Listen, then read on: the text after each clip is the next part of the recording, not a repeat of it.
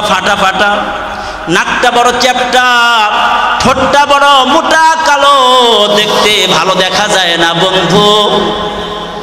না না না, চেহারা সুন্দর না, কিন্তু তার দিলটা বড় এত সাদা, এত সুন্দর। বিলাল আজান দেয়, আজানের মধ্যে একটা অক্ষর তুতলার কারণে সুন্দরভাবে উচ্চারণ হয় না। সাহাবা কিরাম ডেকে বলে, ইয়া রাসূলুল্লাহ, মসজিদে নববী আগে ছিল খেজুর পাতার, এখন হয়েছে উন্নত হয়ে গেছে, এই জন্য একজন মুয়াজ্জিনও তো একটু সুন্দর দেখে নেওয়া দরকার, আওয়াজটা যার সুন্দর হয়।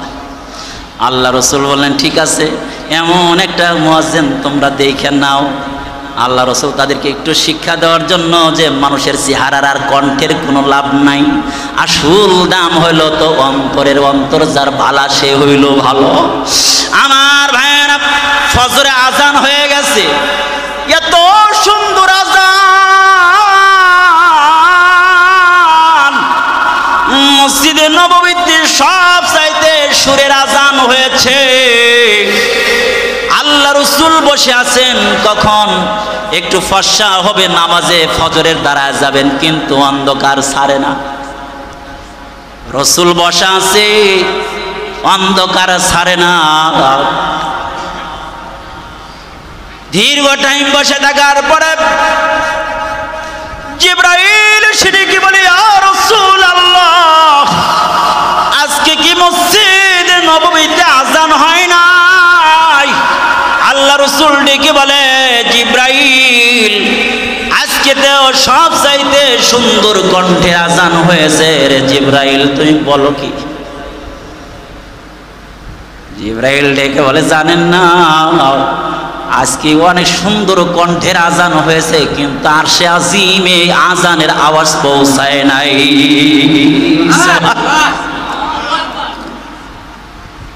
বিলাল ডেকে আজান দেওয়ান, এই বিলাল কোথায় আজান দাও? ইয়া রাসূলুল্লাহ, জানেন না, বিলাল আজান দিলে তার যাবে, চেহারাটা বড় কালা, অন্তরটা বড় ভালা। এই যখন বিলাল আজান দেয়, বিলালের আজানের ধাক্কা সরাসরি আরশে আজিমে গিয়ে ধাক্কা লেগে যায়। এই জন্য এক কবি আশিক বলেন, রুসমে আজার গাই হায়, রুসমে আজার গাই হায়, তলকিন গজালি না রহি, ফলসফা তো রহ গাই হায়, ফলসফা তো রহ গাই হায়, রূহে বিলালি না রহি।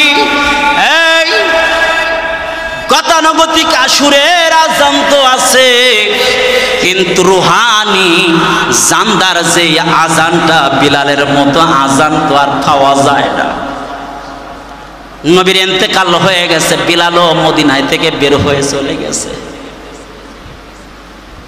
কেমন আশিকে রাসূল ছিল এই বিলাল, মদিনায় নাই। বিলাল মদিনা থেকে চলে গেছে, কেন গো? বিলাল ডেকে বলে, আমি যখন আজান দিতাম নবী আমার সামনে থাকতো, তখন আসে হাতু যখন বলতাম আঙ্গুলটা রাসূলের দিকে ইশারা করে আমি আজান দিতাম। আজকে থেকে কোন দিকে ইশারা করে আজান দেব? যখন আমি আশহাদু আন্না মুহাম্মাদ বলবো, তখন তো আমার কলিজায় ঠিক থাকতে পারবো না, আমি জ্ঞান ঠিক থাকবে না। এই জন্য বিলাল মদিনা থেকে চলে গেছে। দীর্ঘদিন পর মদিনায় বিলাল ঢুকতেছে। আল্লাহ রসুল গালেবান স্বপ্নে যুগে বলেছেন, বিলাল রে, কেন তুমি আমারে ছেড়ে এত দূরে চলে গেলা? এত দূরে কেন চলে গেলা? মদিনা ছেড়ে গেলা, তুমি কি মসজিদে নববীতে আসবা না? আমার কথা কি তোমার মনে পড়ে না? বিলাল দৌড়া মসজিদে নববীতে এসেছে। বিলাল দেখে মসজিদে নববীর মদিনার লোকদের জন্য ঈদের আনন্দ ছুটে গেছে, বাদ ভাঙ্গা আনন্দ চলে আসছে। মদিনার যুবকরা মসজিদে নববীতে দৌড়া চলে আসছে, বিলাল ভাই আসছে। মহিলারা পর্যন্ত ঘর থেকে বের হইয়া এবার লোকেরা বলে, ভাইজান মসজিদে নববীতে যখন রাসূল ছিল আপনি আযান দিতেন, আজকে আপনি আযান দেন গো। আজকে যদি আযান দেন রাসূলের ওই জামানার কথাটা আমাদের অন্তরের মধ্যে আবার মনে পড়ে যাবে। এই জন্য আজকে অনুরোধ করি, আজকে একটু আযানটা আপনি দেন। আযান দিতে চায় না। এবার হাসান হুসাইন এসে বলে, চাচা আমরা তো নবী মুহাম্মাদের কলিজার টুকরা, আপনি দেখে এসেছেন আমরা কত নবী মুহাম্মাদের ঘাড়ে উঠে আমরা খেলতাম, আমাদেরকে এত আদর করতো। আমরা আজকে আপনাকে অনুরোধ করি আজকে আযানটা আপনি দিবেন। বিলাল যখন হাসান হুসাইনের অনুরোধে আযান শুরু করেছে, আইরে নবীর জামানার ওই আযানের আওয়াজ যখন মদিনার অলিতে গলিতে যখন আওয়াজ চলে গেছে, আরে আবার বৃদ্ধ নাই, যুবক নাই, যুবতী নাই, মদিনার ঘর থেকে লোকেরা বের হয়ে গেছে। আজকে তো অনেক দিন পরে সেই নবীর যুগের আযান শোনা যায়, বিলালের আযান শোনা যায়। আমার ভাইরা এটা একটা ইশক, এটা হলো ইশক। হकीकत में वही कामिल, এই हकीकत में वही कामिल, शिकस्ता दिल जिसे हासिल, बहुत तालिब खुदा मिलता, शिकस्ता दिल जिसे मिलता, शिकस्ता दिल जिसे हासिल, हकीकत में वही कामिल, शिकस्ता दिल जिसे हासिल, बहुत तालिब खुदा मिलता, शिकस्ता दिल जिसे मिलता। আমি তো রাসূলের আশিক, এই কথা বলতে আর কষ্ট লাগে না, দেরি লাগে না, আমরা বলতে পারি। কিন্তু আসলে রাসূলের মহব্বত আর ভালোবাসা ভগ্ন হৃদয় অন্তরের মধ্যে তৈরি করাটা এটা অনেক কষ্টের ব্যাপার।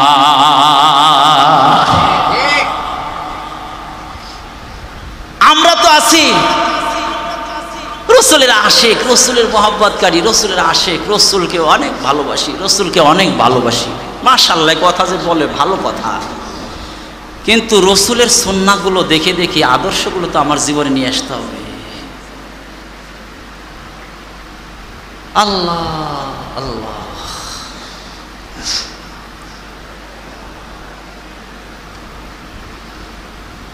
আল্লাহ আল্লাহ।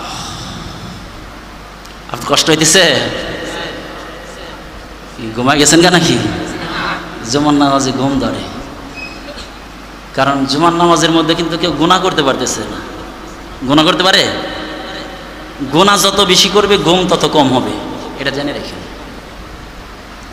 নেক্সট যত বেশি করবেন ঘুম তত বেশি ধরবে। ঘুম ধরে না তাহলে সুবহানাল্লাহ সুবহানাল্লাহ বলতে থাকেন।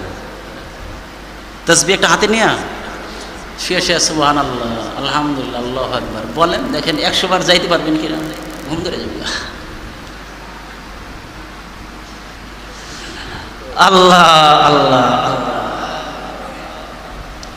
সবাই একটু বলেন আল্লাহু আকবার। তোমার আওয়াজ কিন্তু ডাউন হয়ে গেছে। আল্লাহু আকবার। এত মগা মার্কা আওয়াজ দিলে চলবো? আর একটু জোরে বলেন না আল্লাহু আকবার। আর একটু জোরে বলেন আল্লাহু আকবার। এই প্রত্যেকটা আল্লাহ আকবার বলার সাথে সাথে আমলনামায় সওয়াব লেখা হয়। আল্লাহর মধ্যে 5টা হরফ আছে, আকবারের মধ্যে কয়টা আছে? 4টা আছে। তাহলে 9টা, তাহলে 990টা তো হয়ে গেছে অলরেডি।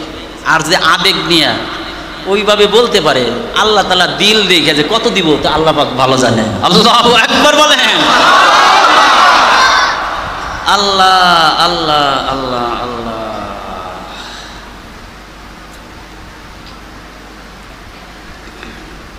তাহলে আমরা সবাই রসুলের আশেক, ঠিক কি না?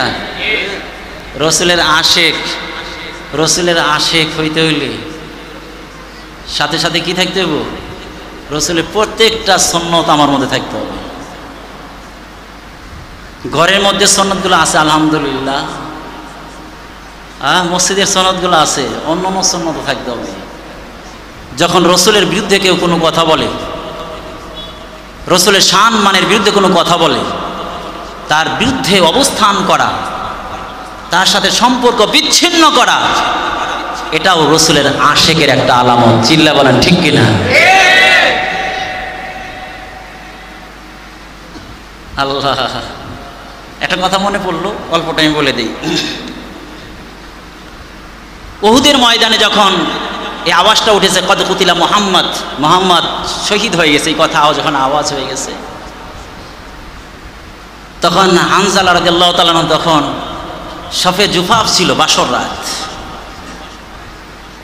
সহবাস হয়েছে। এখন ফরজ গোসল করবেন নামাজের আগে,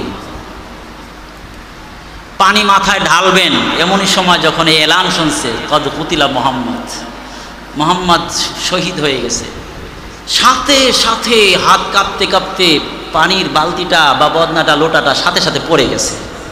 আল্লাহু আকবার বলবেন।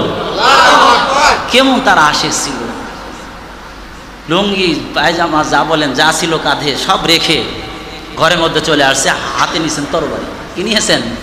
হাতে তরবারি নিয়েছেন। বিবিনি কি বলেন, প্রাণের স্বামী গোসল করার জন্য চলে গেলেন, গোসল না করে ঘরে চলে এসে নাঙ্গা তরবারি হাতে নিলেন, কারণটা কি? হানজালা ডেকে বলে, বিবি রে, যেই নবীর জন্য এত ভালোবাসা, এত আশেক হয়েছি, নবীর জীবন আদর্শ গ্রহণ করেছি, নবীর যে প্রিয় মানুষ আল্লাহর জমিনে এখন আমার কাছে নাই, তোমার চেয়েও বেশি ভালোবাসি আমার নবীকে, আমার জীবনের চেয়েও বেশি ভালোবাসি আমার নবীকে। শুনে রাখো, আমাকে নবী তো অনুমতি দিয়েছেন, কিন্তু তারপরেও নবী যদি শহীদ হয়ে যায় আর আল্লাহ তাআলা কিয়ামতের ময়দানে বলে, হে হানজালা, নবী শহীদ হয়ে গেল, তোমার প্রিয় মানুষটা শহীদ হয়ে গেল, আর তুমি ঘরের মধ্যে বসেছিলা, ওই দিন আল্লাহর দরবারে আমি কি জবাব দেব? এই জন্য নাঙ্গা তরবারি হাতে নিয়ে এবার বিবি ডেকে বলে, স্বামী, হে স্বামী, আল্লাহ রাসূল তো আপনারে অনুমতি দিয়েছেন। বলে, জানো না, জানো না, একজন আশিকের দাবি তো, আরে মাহবুব আর প্রিয় ব্যক্তিটা যখন কোনো সমস্যায় পড়ে যায়, ওই জায়গায় ডাকে সাড়া দেওয়া একজন আশিকের সর্বপ্রথম দায়িত্ব হয়ে যায়। চিল্লা বলেন ঠিক কিনা? আমার ভাইরাম, নাঙ্গা তরবারি নিম এবার বিবি বলে, এই বিবি, একবার তরবারে দেখলাম, কিছু টাইম তোমার সঙ্গে আমি অবস্থান করলাম, বিবি আর দেখা না হতে পারে, আজকে যদি দেখা না হয় পরবর্তীতে তুমি চাই না রাইখো কিয়ামতের ময়দানে জান্নাতে তোমার লগে আমার দেখা হয়ে যাবে। আমার ভাইরা দৌড়াও, উহুদের ময়দানে চলে গেছে। উহুদের ময়দানে যখন চলে গেছে, কোনো কথা নাই, ইমানি জজবা নিয়া, আরে ভালোবাসা নিয়া, ইশক আর মুহাব্বত আর ভালোবাসার তাবি নিয়ে যখন তুমুল বেগে জিহাদের ময়দানে নাঙ্গা তরবারি নিয়ে কাফের বেঈমানদের মোকাবেলার জন্য ময়দানে নেমে গেছে, আমার ভাইরা হাজার শত শত আমার ভাইরা লোকে আহত কইরা আর এরকম ভাবে হত্যা করে জাহান্নামে পাঠাইয়া একবার যায় তিনি শহীদ হয়ে গেছে। ময়দানের মধ্যে এলান হয়ে গেল, আরে যুদ্ধ শেষ হয়ে গেছে। নবী বললেন, আরে একটি ভুলের কারণে অনেকগুলো সাহাবা শহীদ হয়ে গেল, একটি কাজ করো, কতগুলো সাহাবা শহীদ হয়ে গেছে একটু তালি দাও, একটু সব লাশগুলো একত্রিত করো। লাশগুলো একত্রিত করা হলো, দেখে দেখে শহীদগুলোর লাশগুলো এক জায়গায় জমা করা হলো, আর আহত ব্যক্তিদের লাশগুলো এক জায়গায় জমা করা হলো।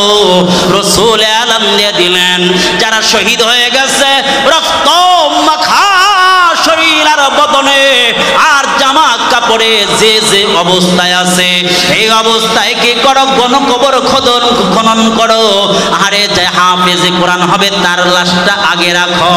আর গোসল দরকার নাই রে, গোসল দরকার নাই। কারণ হইল যারা আল্লাহর দ্বীন কায়েমের জন্য শহীদ হয়েছে, রক্ত দিয়েছে, কিয়ামতের ময়দানে এই রক্ত মাখা শরীরে, রক্ত মাখা বদনে কিয়ামতের ময়দানে আল্লাহ তাআলার দরবারে যখন উঠবে, কেন গো তোমার শরীরে রক্ত দেখা যায়? ওই সময় বলবে, আল্লাহ জানেন না আপনি? আপনি তো অবশ্যই জানেন, আপনার দিন কায়েমের জন্য এরকম শহীদ হয়েছিলাম। আরে ওই অবস্থায় আমাকে কবর দেওয়া হয়েছে, ওই অবস্থায় উঠেছি। সুবহানাল্লাহ। এমন এই সময় যখন যুদ্ধ শেষ হয়ে গেছে, হামজালার স্ত্রী এসে গেছে, হামজালারে পাওয়া যায় না। এবার বললেন, ইয়া রাসূলুল্লাহ, ইয়া হাবিবাল্লাহ, আমার স্বামী হামজালা, তাকে আপনি অনুমতি দিয়েছিলেন যুদ্ধের ময়দানে যাওয়ার দরকার নাই, সবে জবাব পাশরাত্রি করার জন্য, নতুন বিবাহিত। কিন্তু আপনার এমন যখন শুনেছে ভুয়া একটা কথাও যখন এলান হয়ে গেছে, আপনি নাকি শহীদ হয়ে গেছে, আপনার ওই আশেক থাকতে পারে না, দৌড়ে ছুটে এসে এরকম উহুদের ময়দানে চলে আসছে, তাকে তো আমি খুঁজে পাই না। এবার আল্লাহ রাসূল ডেকে বললেন, সাহাবারা আহতদের মধ্যে এলান চালা দাও, এরকম হামজালা বলে ডাক দাও। আহতদের মধ্যে যখন এলান লাগায় দেওয়া হলো, এই হামজালা নামে কেউ আসেনি, কোনো আওয়াজ পাওয়া যায় না। এবার খুঁজতে খুঁজতে দেখে না হামজালার লাশ না। আল্লাহ রাসূলকে জানানো হলো, বিবি ডেকে বলে, ইয়া রাসূলুল্লাহ, ইয়া হাবিবাল্লাহ, আপনি জানেন না হামজালার লাশ যদি শহীদ হয়ে থাকে, হামজালার লাশ বিনা এরকম ভাবে গোসলে দাফন করা যাবে না, যদিও শহীদ হয়ে গেছে। কারণ হইল হামজালা ফরজ গোসল করে নাই, হামজালা তো ফরজ গোসল বাকি রেখে যুদ্ধের ময়দানে চলে আসছে। আল্লাহ রাসূল বেহুশ বেকার হয়ে গেলেন, কোথায় পাওয়া যায় হামজালার লাশ? এমনই সময় জিবরাইল এসে ডেকে বলে, ইয়া রাসূলুল্লাহ, আপনি জানেন না আসমানের দিকে তাকায় দেখেন, ওই যে মালায়েকা দেখা যায়, ফেরেশতাদের মাধ্যমে জান্নাতের হাউজে কাউসারের মাধ্যমে আল্লাহ রাব্বুল আলামিন আপনার হামজালার লাশ গোসল করাইয়া উহুদের প্রান্তরে দেখেন আপনার হামজালার লাশ রেডি হয়ে আছে। আমার ভাইরা ওই সময় তালাশ করে দেখে, সাহাবায়ে কেরাম তালাশ করে দেখে, হামজালার লাশের দাড়ি দিয়া এখনো বদন দিয়ে ইয়াকতুরুল মা, এখনো পানিগুলো টপকা টপকা টপকা উহুদের ময়দানে ঝরতেছে। সুবহানাল্লাহ। আমার ভাইরা, কেন গো জীবন কেন দিয়েছিলেন? এই জন্য আল্লাহর জমিনে আল্লাহর দ্বীন কায়েম করার জন্য। আমরা চাই আমাদের ব্যক্তিগত জীবনে যেরকম আল্লাহর দ্বীন কায়েম করতে হবে, তেমনি ভাবে সামাজিক জীবনে আল্লাহর দ্বীন কায়েম করতে হবে। আমার ভাইরা, রাষ্ট্রীয় জীবনেও যদি শান্তি পেতে চাও, আল্লাহর কসম করে বলি, দুনিয়ার কোনো মতবাদ দিয়ে, দুনিয়ার কোনো ইসম দিয়ে শান্তি পাওয়া যাবে না। শান্তি যদি পেতে চাও, নবী মুহাম্মাদের ওই সৈনিক জীবন আমার ভাইরা বাংলার জমিনে কায়েম করে দাও। এই জন্য আমরা তো শুধু রাসূলের একটা সাইড মানতে চাই, সবই মানতে হবে। আমার জীবনটা পূর্ণাঙ্গ যদি কামাল আর পরিপূর্ণ ভালো করতে চাই, রাসূলের সব সাইডগুলো আমার জীবনে আনতে হবে। আমার ভাইরা, আজকে যেদিকে তাকাই অশান্তি, যেদিকে তাকান যাকে জিজ্ঞাসা করেন শুধু অশান্তি আর অশান্তি। এর কারণ কি? কারণ আমরা হইলাম একদম মুখে খুব পাকা। আমার কথা বলছি, আপনাদের কথা বলছি না। মুখে খুব পাকা আমরা, বাস্তব গিয়ে অনেক কাঁচা, বাস্তবে গিয়ে অনেক কাঁচা। हम मुसलमान ही हम में मुसलमानी नहीं, हम मोमिन है मगर ईमान में कामिल नहीं, हम मोमिन है मगर ईमान में कामिल नहीं। ডক্টর ইকবাল এই জন্য সুন্দর করে বলছেন, আমরা তো মুসলমান ঠিক, কিন্তু মুসলমানিয়ত তো নাই। ইমানদার দাবি করি ঠিক, ইমানদারি নাই। এই জন্য জিন্দিগিকে আস্তে আস্তে আমরা শুদ্ধারানির চেষ্টা করি। এভাবে শুনতে থাকবো, এভাবে সময় যাইতে থাকবে, মোমবাতির মতো গলতে থাকবে, হায়াত শেষ হইতে থাকবে, হঠাৎ করে নিভে যাবে, হঠাৎ করে নিভে যাবে। যেখানে আজরাইল ধরবে ওই জায়গায় ওই অবস্থা আমার ইন্তেকাল হবে। তাহলে আমার রেডি থাকা দরকার 24 ঘন্টা, যে আমার মত যেভাবেই হোক যেন ইমানদারি অবস্থায় হয়। আমার তো ওযু অবস্থায় থাকা দরকার, আমি মুসলমান হিসেবে আমার ওযু অবস্থায় থাকা দরকার, জিকিরে থাকা দরকার। আমার তো জবানে থাকবে জিকির, অন্তরে একটা ফিকির থাকবে যে আমার ঘরটাকে কিভাবে সুন্দর করি, আমার সমাজটাকে কিভাবে সুন্দর করি। দোস্ত কিছুই কাজে লাগবে না, কিছুই কাজে লাগবে না, চলে যাব, হাতের জিন্দগি শেষ হয়ে যাবে। আল্লাহ পাক আমাদের রসুলকে আমাদের ব্যক্তিগত জীবন, পারিবারিক জীবন, রাষ্ট্রীয় জীবন সব জায়গায় পরিপূর্ণভাবে আনুগত্য অনুসরণ করার তৌফিক দান করেন, আমিন।